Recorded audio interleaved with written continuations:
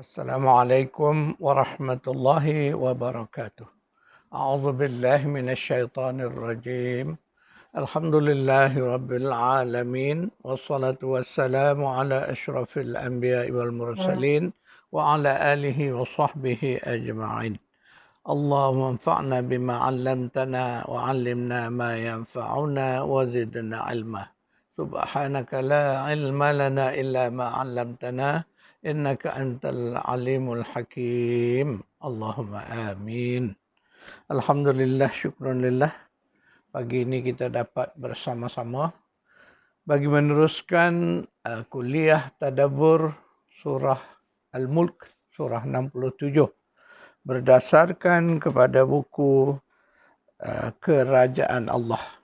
Tuan-tuan, perempuan yang memiliki buku ini, bolehlah buka halaman 23-24. A'udzu billahi minasyaitonir rajim. وقل الحمد لله الذي لم يتخذ ولدا ولم يكن له شريك في الملك ولم يكن له ولي من الذل وكبره تكبيرا.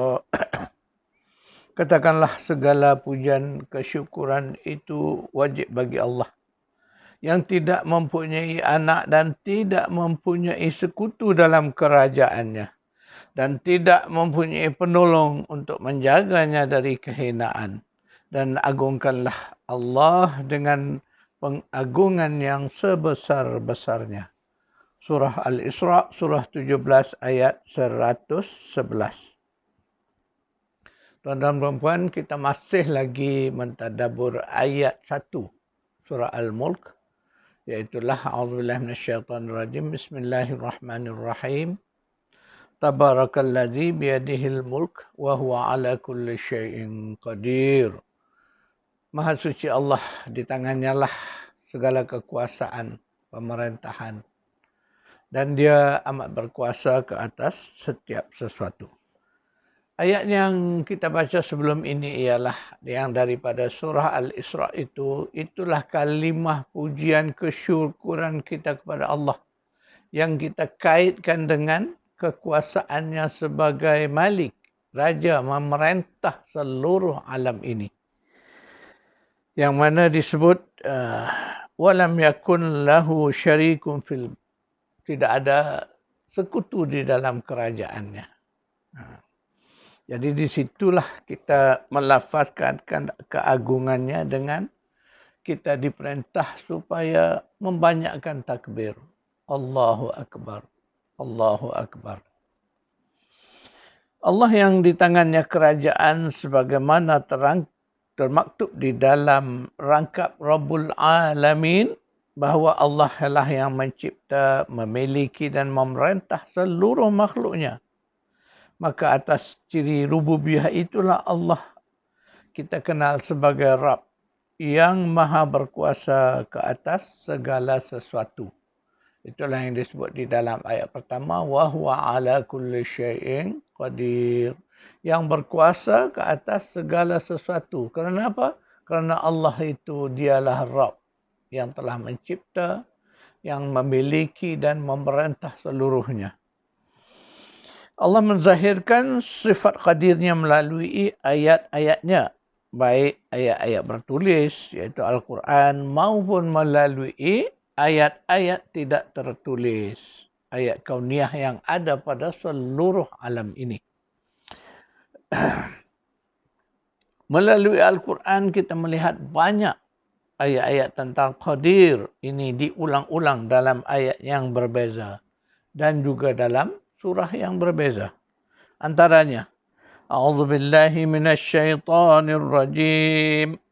Walillahi mulkus samawati wal ardi wallahu ala kulli syai'in qadir. Kepunyaan Allah, kerajaan langit dan bumi, dan Allah Maha berkuasa ke atas segala sesuatu. Surah Ali Imran, surah 3 ayat 189. A'udzu billahi minasyaitonir rajim. Lillahi mulkus samawati wal ardi wa ma fihin wa huwa ala kulli syai'in qadir. Kepunyaan Allah lah kerajaan langit dan bumi dan apa yang ada di dalamnya. Dan dia maha berkuasa ke atas segala sesuatu. Surah 5 ayat 120. Ungkapan Wallahu ala kulli syai'in qadir ini didapati diulang-ulangi dengan banyak.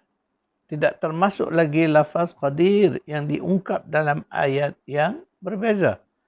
Sementara itu banyak lagi sifat qadir yang disebut dalam kalimat lain. Contohnya qadiran, muqtadiran, qaddara dan takdir. Jadi lafaz-lafaz takdir itu diungkap dalam kalimah-kalimah yang berbeza. Namun Allah nak menunjukkan bahawa kekuasaannya itu berada di dalam takdirnya. Jadi Allah mengulangi lafaz wallahu ala kulli syai'in qadir digandingkan dengan ungkapan yang berbeza-beza bagi menjelaskan kekuasaannya dalam pelbagai konteks ayat.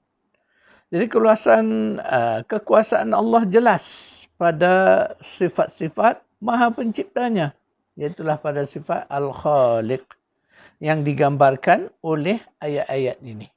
A'udzubillahi minasyaitonirrajim. Yakhluqu ma yasha'u wallahu ala kulli syai'in qadir. Dia mencipta apa yang dikehendakinya dan Allah Maha berkuasa atas segala sesuatu. Surah 5 ayat 17. A'udzubillahi minasyaitonirrajim. Wallahu khalaqa kulla dabbatin mimma فمنهم من يمشي على بطنه ومنهم من يمشي على رجلين ومنهم من يمشي على أربع يخلق الله ما يشاء إن الله على كل شيء قدير. Dan Allah telah menciptakan semua jenis haiwan yang melata daripada air. Maka sebahagian daripada haiwan itu ada yang berjalan di atas perutnya dan sebahagian berjalan di atas 2 kaki. Sedangkan sebahagian yang lain berjalan dengan 4 kaki. Allah menciptakan apa yang dia kehendaki. Sesungguhnya Allah Maha Kuasa atas segala sesuatu. Jadi dalam ayat ini Allah menceritakan secara khusus bagaimana Allah menciptakan dabbah. Dabbah ni merujuk kepada binatang yang melata di muka bumi. Jadi disebut ada yang berjalan di atas perut. Mana tak ada kaki. Itulah yang ada pada ular. Ular dia bergerak dengan perutnya. Jadi dia tidak ada kaki. Kemudian ada yang Allah kata yang berjalan atas 2 kaki. Ada yang 4 kaki. Jadi di situlah kita melihat kebesaran ciptaan Allah di dalam kepelbagaian makhluk-makhluknya. Dan Allah kita ni makhluk yang kecil-kecil. Kadang-kadang kita tidak memandang makhluk-makhluk ni kerana sifat kecilnya mereka. Padahal Allah nak kita perhatikan betapa hebatnya keagungan ciptaan Allah itu. A'udzubillahi minasyaitonirrajim. Alhamdulillahi fatiris samawati wal ard. جاعل الملائكة رسلا أولي أجنحة مثنى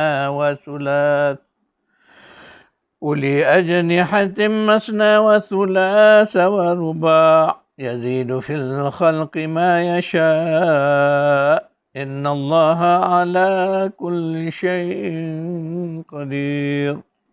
Allah pencipta langit dan bumi yang menjadikan malaikat sebagai utusan-utusan untuk menguruskan berbagai macam urusan yang memiliki sayap. Masing-masing ada yang 2, 3 dan 4.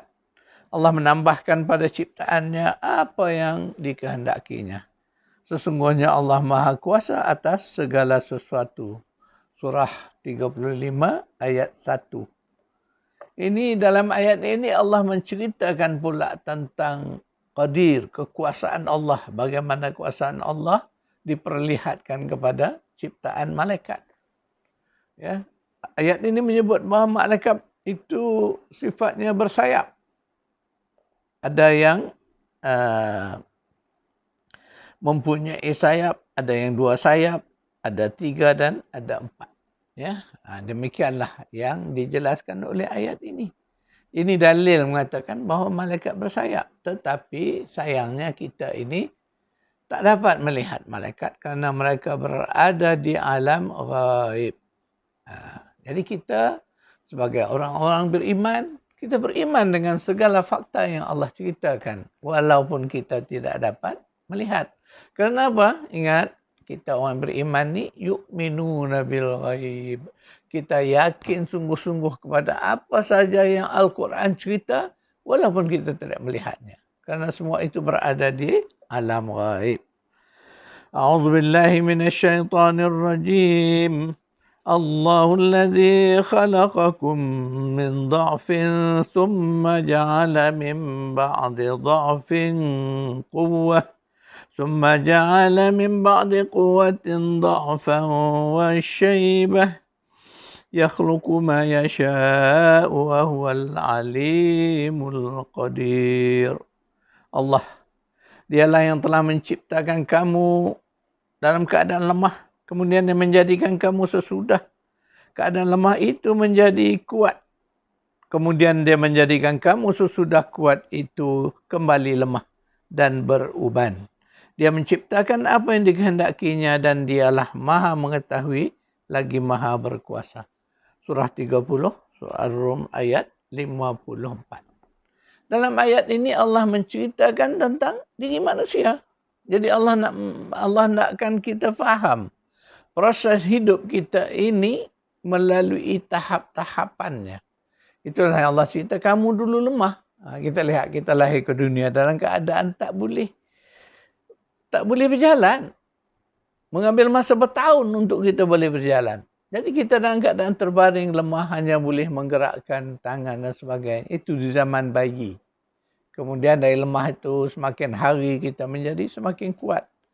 Boleh merangkak, boleh berdiri dan akhirnya boleh berjalan dan berlari. Kemudian kita tumbuh sehat menjadi orang yang kuat. Tetapi daripada kekuatan itu, akhirnya Allah menjadikan kita kembali lemah. Di usia kita yang dah tua, akhirnya kita kembali lemah. Dulu dapat berjalan dengan begitu kuat, tampan, segak. Tapi akhir-akhirnya terpaksa menggunakan tongkat. Kita menjadi makin lemah. Disebut kita kemudian juga rambut yang hitam akan beruban. Itulah Allah nak menunjukkan bahawa Allah kata dia maha berkuasa mengaturkan semua ini. Sedangkan kita tak ada kuasa. Kalau manusia ada kuasa, tentulah dia tidak mau daripada keadaan yang kuat, gagah, nak menjadi lemah. Tentulah kita berusaha menghindarinya. Dan itulah yang terjadi hari ini. Kita melihat ada orang yang berusaha untuk melawan proses penuaan. Maka industri kosmetik kita menjadi begitu maju dan kaya raya. Kerana apa? Kerana sebahagian besar manusia ini berangan-angan, bercita-cita supaya dirinya kalau boleh tak berubah. Rambutnya hitam terus hitam, tidak mahu yang beruban putih. Ya? Begitu juga yang wanita khususnya. Mahukan kulitnya terus tegang, tak mahu kendur. Maka berbagai-bagailah kita melihat produk yang ada di dalam pasaran, ya, berkaitan dengan kosmetik. Macam-macam usaha dilakukan oleh manusia untuk menghindar supaya tidak tua. Sedangkan Allah cerita dah bahawa kamu dulu lemah, kemudian kuat. Dari kuat menjadi lemah. Itu adalah sunnah Allah. Mari kita melihat, maka apakah kita mampu untuk melawan sunnah Allah ini dengan segala usaha di bidang kosmetik kita ni? Apakah kita mampu? Tidak, tuan-tuan perempuan. Kita tak akan dapat mampu melawan. Itulah yang disebut takdir, kekuasaan Allah, ketetapan yang Allah dah tetapkan. Allah dalam cerita itu kekuasaan Allah. kita tak akan mampu dengan ilmu kita, dengan teknologi kita, dengan apa saja yang ada pada kita ini untuk nak merubah sunnah Allah, tak mungkin tuan-tuan perempuan. Itulah realitinya. Sebab itu kita melihat orang-orang yang menggunakan bermacam produk yang disuntik, yang dimakan untuk mempertahankan dirinya supaya tidak tua, akhirnya mereka lah yang mengalami penuaan yang sebenarnya. Jadi itulah sepatutnya menjadi pengajaran kepada kita. Jangan mengubah rupa bentuk kita. Sebab mengubah ciptaan Allah itu adalah suatu daripada larangan Allah. Ingat tuan-tuan perempuan. Jangan kita terikut-ikut orang. Orang mengubah rupa bentuk mukanya. Hidung dah Allah cipta cantik dah. Disuntik lagi nak bagi cantik. Akhir-akhirnya bukan lagi cantik. Rosak habis. Kerana kita berusaha melawan sunnatullah. Ambillah itu sebagai pengajaran kepada kita. Sekadar itu kuliah kita, insya-Allah kita akan sambung lagi dalam kuliah yang akan datang. Dan saya akan membuat catatan nota kuliah kita. Banyak ayat-ayat yang kita baca pada kuliah kita ini.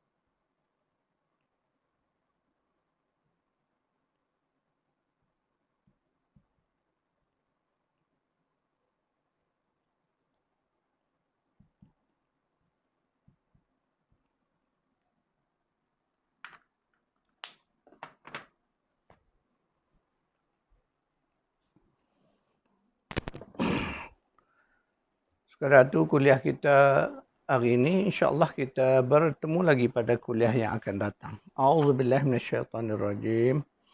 Alhamdulillahirabbil alamin wassalatu wassalamu ala asyrafil anbiya'i wal mursalin wa ala alihi wa sahbihi ajma'in. Allahumma rabbana atina fid dunya hasanah wa fil akhirati hasanah wa qina adzaban nar. Sallallahu ala Muhammad wa ala ali Muhammad. Walhamdulillahirabbil alamin.